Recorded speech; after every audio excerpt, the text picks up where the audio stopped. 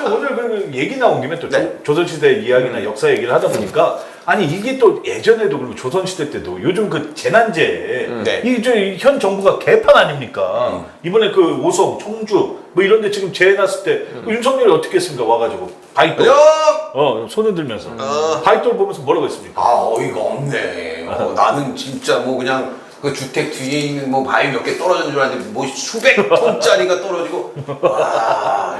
아니 이게 일국의 대통령이 할 얘기입니까? 사실 이게 말이 안 되잖아요. 안 되죠. 예, 재난재해를 대비하는 방법이 저는 좀 요즘 약간 잊혀지고 있는데 왜 그거 한번 생각났었죠. 왜 갑자기 새벽에 네. 긴급 문자 와가지고 서울시에서 대피하라고. 오발령. 뭐야? 행안부에서도 대피하라고. 네. 어디로 대피하라는 거야? 뭐 때문에 대피하는지도 모르겠는데 나중에 오발령 나왔었고 그것도 받으셨죠 혹시? 문자 받으셨죠? 네, 받았어요. 그렇게 보면은 이 정부의 재난재해를 대비하는 시스템 자체가 엉망이다. 그렇죠. 그리고 사실 또 어떻게 보면 이상민의 복귀도 그거 아니겠습니까? 그때 이태원 참사가 일어난 것도 뭡니까? 그거에 대한 대비책이나 대안책이 없었던 거잖아요. 그리고 수습도 못하고.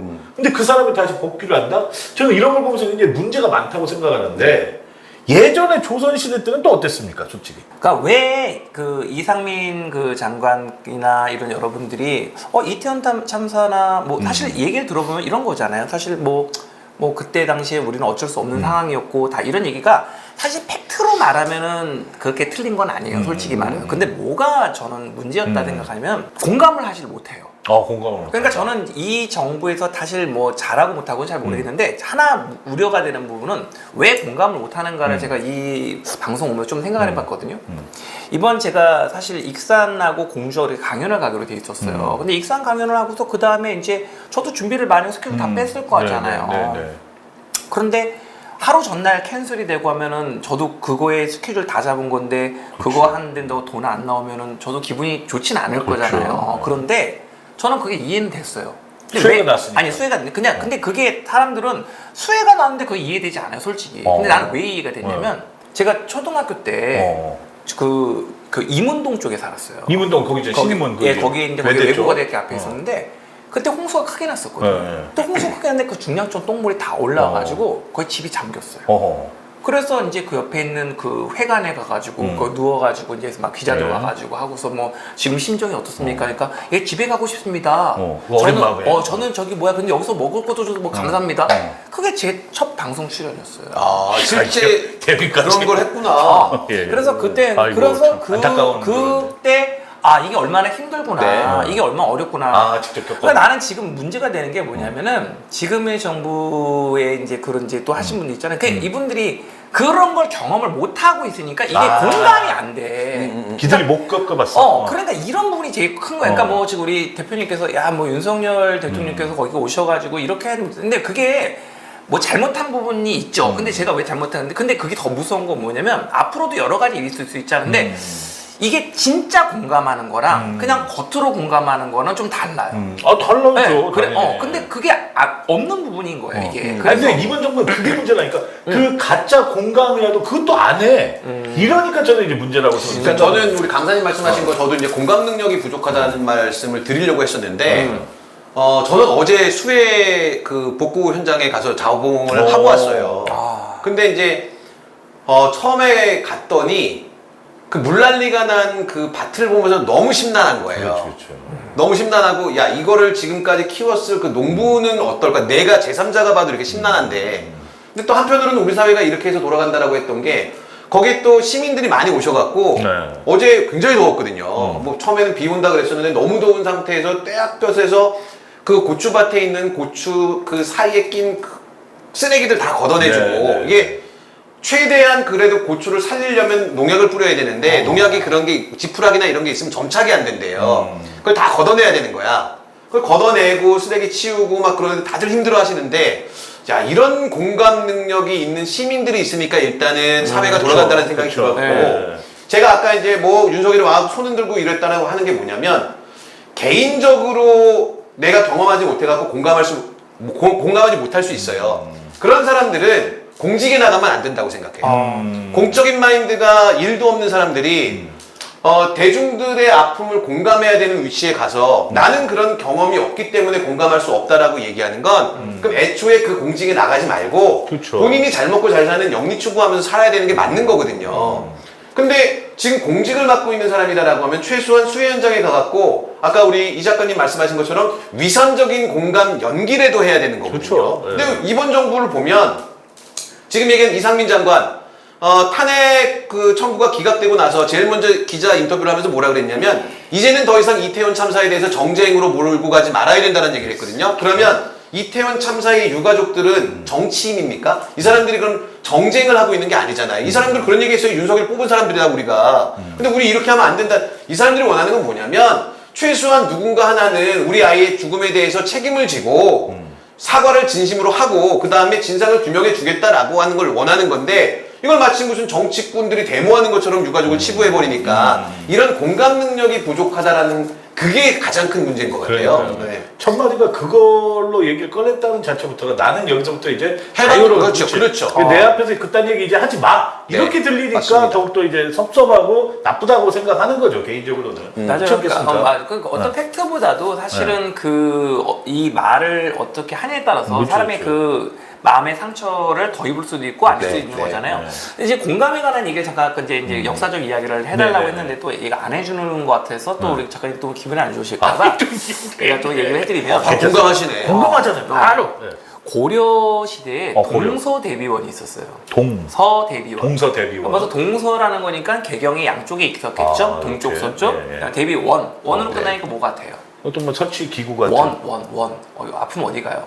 병원. 병원. 아. 그러니까 이게 동서 대비원은 병원이에요. 아, 근데 그래요? 신기한 건 이 병원은 뭐 당연히 치료를 할 거잖아요. 네, 네, 네. 근데 치료하고 구휼인데 이 구휼이라는 말이 좀 어려우니까 금율 구율. 구휼은 구제. 어떤 치면은 복지. 쉽게 복지 이런데 좀 더 원색적인 용어로 하면은 그 잘 먹이는 거예요. 아. 그런데 여기서 중요한 의미가 있어요. 어. 치료 플러스 구휼일까요? 구휼 플러스 치료일까요? 야 이것도 좀 헷갈리네. 그러니까 치료를 먼저 하고 구휼을 할까요? 아니면 먹을 걸 먹여 주시고 그다음 치료를 할까요? 먹여야 먼저 되지 않을까요? 대표님 뭐가 돼요? 한번 맞춰보세요. 저는 먹는 거 먼저. 구휼 그래, 플러스 네. 치료. 먹는 거 먼저야. 우리 어머니가 그렇게 아프시다 그래요. 네. 어디 아파 이런 어. 얘기 하거든요. 그럼 예전에 어머니 아파 병원 가요. 엄마 왜 병원 안 가? 이렇게 얘기했어요. 네네. 요즘은 그런 얘기 안 해요 지금.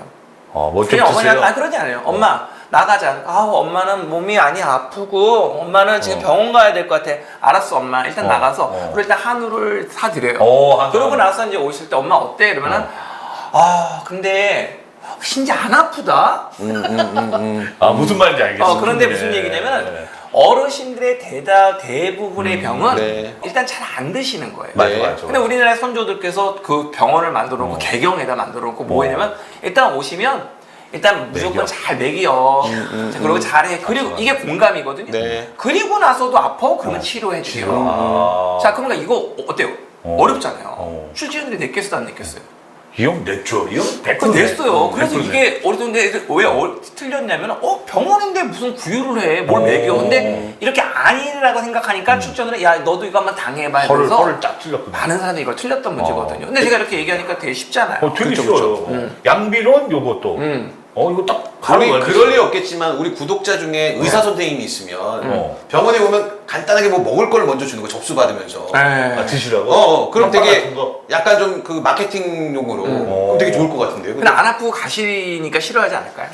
아니 근데 뭐 그래 다야 조그만 거 이렇게 뭐 먹는 거 이런 게 상징적으로 이런 쓰잘데없는 이게 디벨롭되는 게 너무 싫어. 어떻게 이 얘기가 이렇게 디벨롭이 되는 거야? 예, 좀 재밌네요. 그러네. 그러다 보면은 그 재난재해에 대해서 지금 고려시대 하나 얘기해 주셨고, 네네. 그러면 조선시대 때는 또 어땠습니까? 이제 조선 시대 같은 경우는 이제 뭐가 있었냐면은 동서 활인서가 있었어요. 동서 활인서. 활인서 아까 지금 제가 좀 전에 동서 대비원을 말했잖아요. 네. 그 동서 대비원이 조선 시대로 가면서 이름을 바꿔요.